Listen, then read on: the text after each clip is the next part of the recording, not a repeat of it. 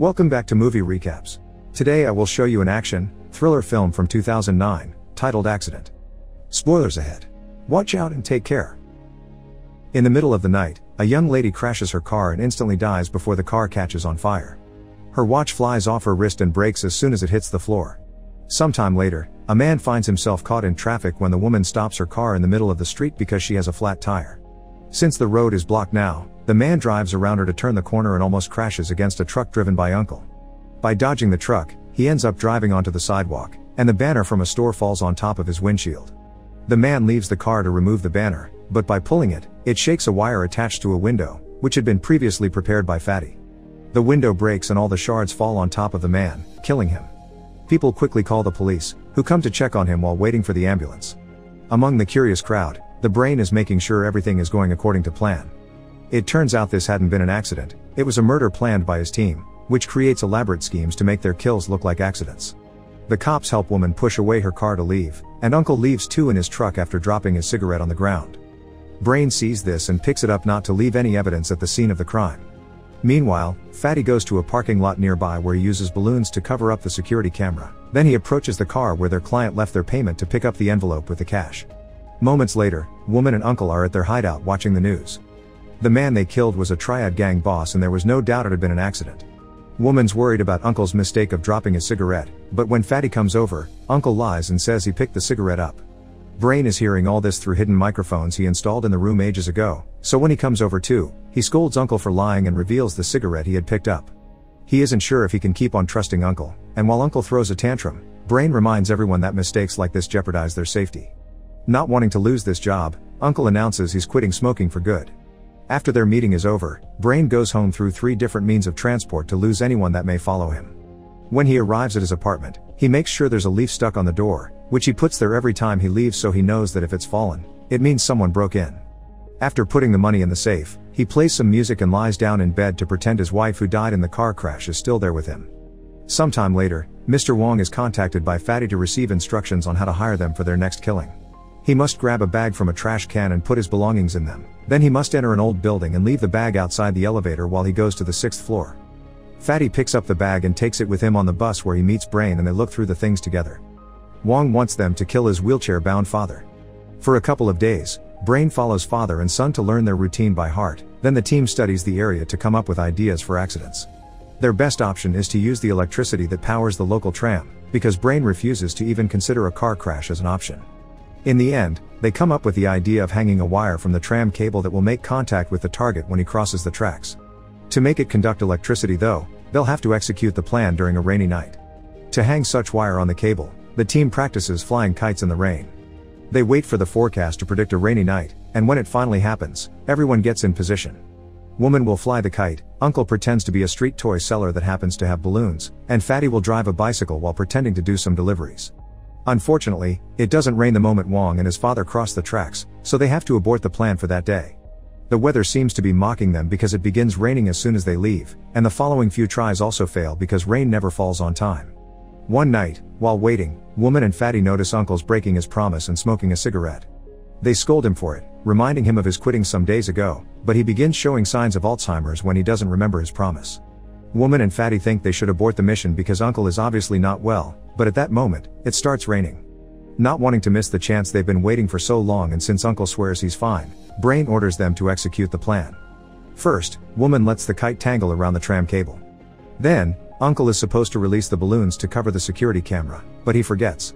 Brain tells Fatty that since it's dark and raining, they can take the risk anyway, so Fatty pushes through with his bicycle and drives near Wong to make him trip and fall. This causes him to let go of his father's wheelchair and the old man slips back into the tram tracks, where he is touched by the kite wire and instantly electrocuted. Afterward, Brain goes to look for Uncle, and in his hurry, he bumps against a random person. While dodging them, he steps onto the street without noticing the incoming bus. In his desperation to avoid hitting Brain, the bus driver turns the vehicle and ends up hitting Fatty instead before crashing against a car. Brain runs to check on Fatty, who wonders if this truly was an accident before dying. Not having time to waste, Brain takes all of Fatty's personal belongings and runs away before the police can find him. When Brain arrives at his apartment later, he finds the leaf on the floor, indicating someone has broken in. However, the police are already there because a neighbor noticed the open door and called them. The apartment is a mess and all the money is missing from the safe, but Brain is relieved to see at least they didn't take his wife's watch. Before leaving, the cops tell him that other flats in the building have also been broken into, but Brain still believes this was no accident. Someone obviously is going after the team. Feeling extremely paranoid, he removes the SIM card from his phone not to be tracked, frustrating woman because now she can't reach him. Afterward, Brain goes to stay at another apartment that he had rented for emergencies like this one. The TV shows the police have decided the bus crash was an accident, and the driver is still unconscious. The next day, Brain begins watching the streets from an abandoned building. Uncle has forgotten they've already finished the job, so he's pretending to be the toy seller again, and Wong is going to an insurance company's office to see his agent Chan. The two men argue strongly about a file, which leaves Wong crying and Chan making a serious-looking phone call. Afterward, Brain goes to have lunch at a local fast food joint and accidentally comes across woman, who expresses her worries. Brain refuses to talk to her and leaves as soon as she opens her mouth. In the evening, Brain visits Uncle, who has started to take pills, and tells him this plan has been aborted. The next morning, Brain takes him to another one of his many apartments, where he has to stop Uncle from taking his pills twice. Uncle admits he can't recall when he began getting so forgetful and he doesn't remember the exact state of his health. He does remember Brain though, and that his wife died because of a speeding car. To this day, Brain still thinks that the accident had been a setup that should have killed him instead, and Uncle is the only one that believes him. In order to keep Uncle busy and safe, Brain makes up a new mission and tells him to stay in that apartment, keeping an eye on the happenings of the street under his window until new orders. Next, Brain beings following Chan around, getting suspicious when he hears him talking on the phone on the bus, saying it's been done. At home, he seems to be going through a regular normal life, and Brain can't help noticing that the apartment under Chan's is up for rent. The next day, Brain changes his looks and rents the empty apartment. He installs a bunch of mirrors that will allow him to always keep an eye on the door, then breaks into Chan's apartment to investigate the man further. First, he checks all the personal items for any clues, finding nothing. Then he installs some hidden microphones before returning to his own place to draw Chan's floor plan on his ceiling. From then on, Brain keeps a close surveillance on Chan, taking notes of every conversation he hears. The only person he sometimes talks to is Uncle, who keeps calling him to tell him he's forgotten about the balloons. Whenever Chan leaves for work, Brain follows him and spies on him at the office. One morning, Wong has another conversation with Chan, looking completely distressed. After refusing to give Chan a file, Wong goes to the usual parking lot to leave the payment in a car. Brain's surprised to find there's a balloon already there covering the security camera and decides to wait, which allows him to discover woman is coming to pick up the envelope. Brain calls her after she gets in her own car, and she explains she's now in charge of picking up payments. Fatty had told her about this client, which Brain refuses to believe because Fatty wasn't supposed to share that information with anyone on the team. Brain accuses her of having followed Fatty in the past and of betraying him, demanding to know who staged the bus crash. Woman calls him paranoid for thinking it wasn't an accident, but Brain doesn't listen and decides to kill her. By forcing the fire alarm, the tap on a nearby pipe flies off under the water pressure and hits woman on the head. After cleaning his fingerprints off the alarm, Brain checks she's really dead and takes away the envelope with the cash. On his way out of the building, he sees Wong falling to the ground, instantly dying. More suspicious of the agent now, Brain works extra hard on following his movements and conversations.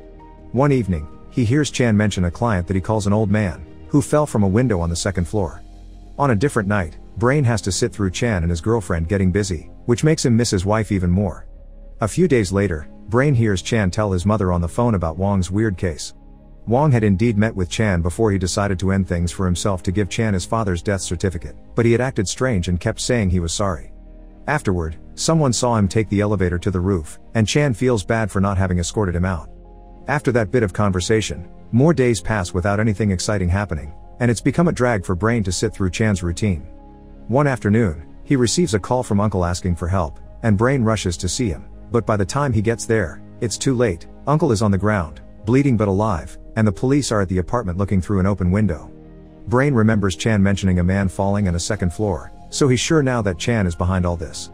He returns to the apartment and begins pulling the pages off his notebook to spread them all over the place while he takes notes on the walls too, trying to find the missing piece he's lacking.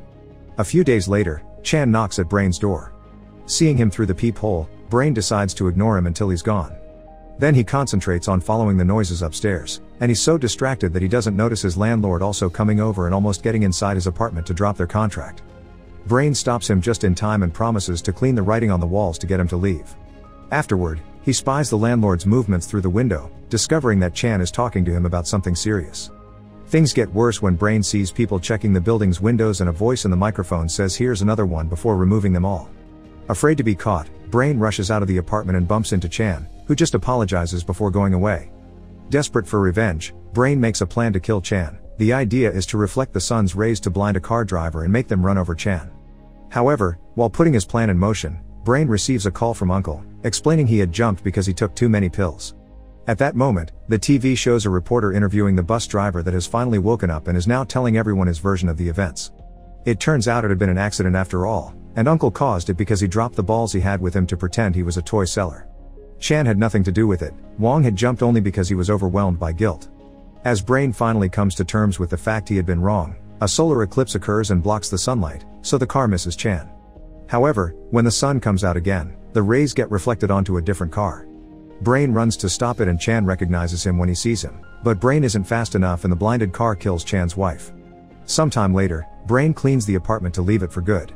On his way out of the building, Chan finds him and stabs him as he asks him why Brain had to harm him like this. Brain dies staring through the window and wondering if he'll finally reunite with his wife. Make sure to subscribe and turn on notifications so you can watch more videos like this. Thanks for watching.